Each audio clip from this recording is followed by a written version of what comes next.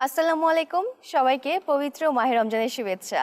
সুপ্রিয় দর্শক, RFL juice jug নিবেদিত শরবত সমাহার অনুষ্ঠানে সবাইকে স্বাগত জানিয়ে শুরু করছি আজকের পর্ব।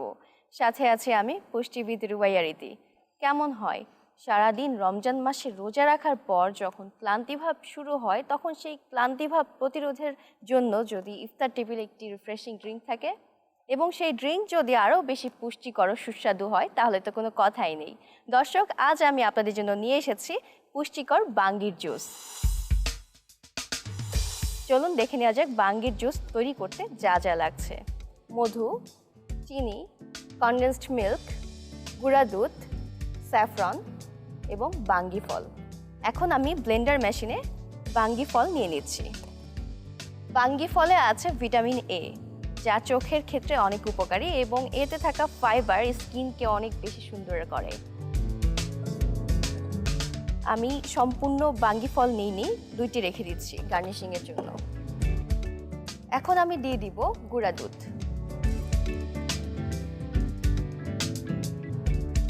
অনেক সময় দেখা যায় যে অনেকে তারাবি নামাজ পড়তে গিয়ে হাঁটু ব্যথা, গিটায় ব্যথা, কোমর ব্যথা এরকম ধরনের সমস্যায় পড়ে থাকেন। এটি সাধারণত ক্যালসিয়ামের অভাবজনিত কারণেও হয়ে থাকে, তাই ক্যালসিয়ামযুক্ত খাবার হিসাবে আপনি নিয়মিত দুধ পান করতে পারেন। গুঁড়া দুধ দিয়ে দিয়েছি 3 টেবিল চামচ। এখন দিয়ে দিচ্ছি কনডেন্সড মিল্ক। কনডেন্সড মিল্কের ফলে ফ্লেভারটি অনেক সুন্দর হবে এবং খেতেও টেস্টি হবে। যেহেতু আমি অলরেডি কনডেন্সড মিল্ক দিয়েছি, তাই সুগারের পরিমাণ খুবই কম নিব। দিয়ে দিচ্ছি 1 টেবিল চামচ সুগার।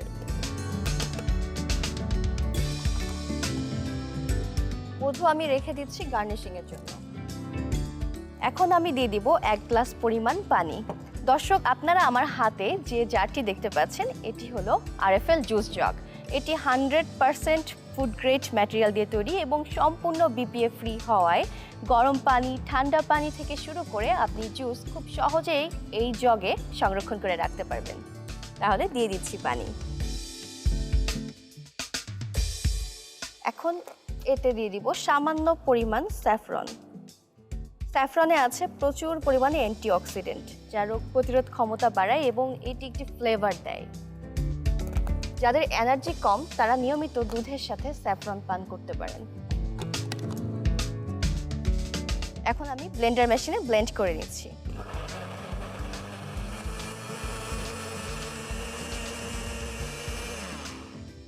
এখন নিয়ে নিচ্ছি একটি গ্লাস।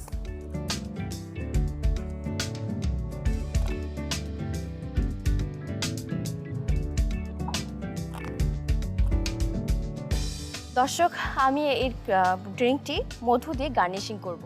মধুতে আছে অ্যান্টিঅক্সিডেন্ট, যা রোগ প্রতিরোধ ক্ষমতা বাড়ায় এবং এতে থাকা জিঙ্ক যাদের মুখের রুচি কম তাদের ক্ষেত্রে বেশ উপকারী।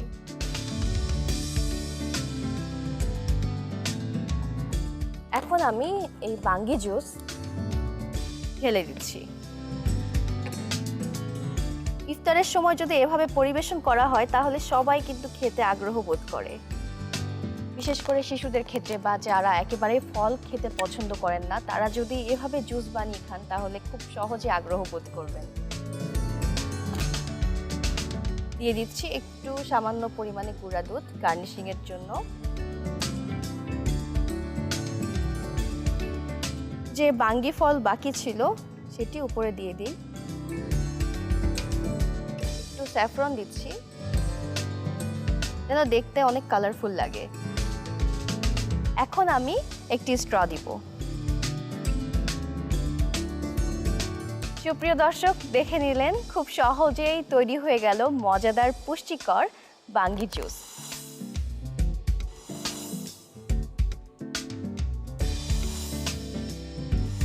দর্শক, আপনারা এতক্ষণ দেখছিলেন আরএফএল জুস জগ নিবেদিত শরবত সমাহার অনুষ্ঠান। আগামীকাল নতুন কোনো রেসিপি নিয়ে একই সময় আপনাদের সামনে আবারও হাজির হব। ততক্ষণ পর্যন্ত সবাই ভালো থাকুন, সুস্থ থাকুন এবং দীপ্ত টিভির সাথে থাকুন। আল্লাহ হাফেজ।